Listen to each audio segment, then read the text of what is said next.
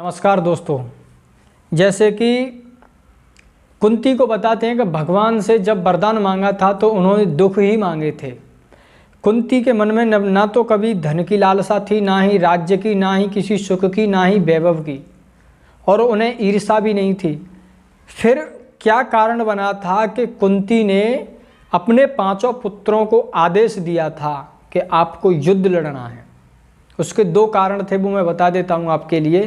पहला कारण तो ये था कि जिस समय पर कौरव और पांडवों में जुआ हुआ था, तो जुआ में जब पांडव सब कुछ हार चुके थे तो दुर्योधन ने ये आदेश दिया था दुशासन के लिए कि जा द्रौपदी को लेकर के आ।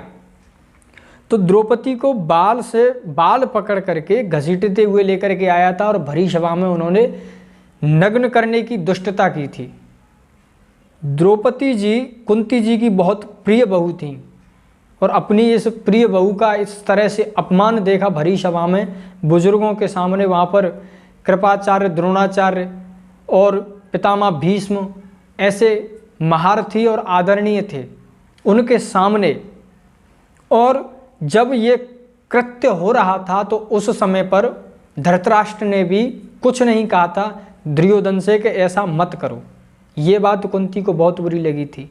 फिर जब पांडव 12 वर्ष का अज्ञातवास काट करके आए थे, 12 वर्ष का वनवास था और 1 वर्ष का अज्ञातवास था, वो काट करके जब आए थे तो उसके बाद जब भगवान श्री कृष्ण संधि प्रस्ताव के लिए गए थे, तो संधि प्रस्ताव के समय पर जब भगवान श्री कृष्ण को दुर्योधन ने बंदी बनाने की कोशिश की थी, तब ये बात कुंती को बहुत बुरी लगी थी कि जो स्वयं नारायण थे उन नारायण को बंदी बनाने की कोशिश की है इन मूर्खों ने, और भरी सभा में किसी ने विरोध नहीं किया है। इसलिए इन दुष्टों का वध ही एक कारण है, वध ही एक रास्ता है कि इनका वध कर दिया जाए, नहीं तो ये अपनी दुष्टता पूरे विश्व में फैलाएंगे।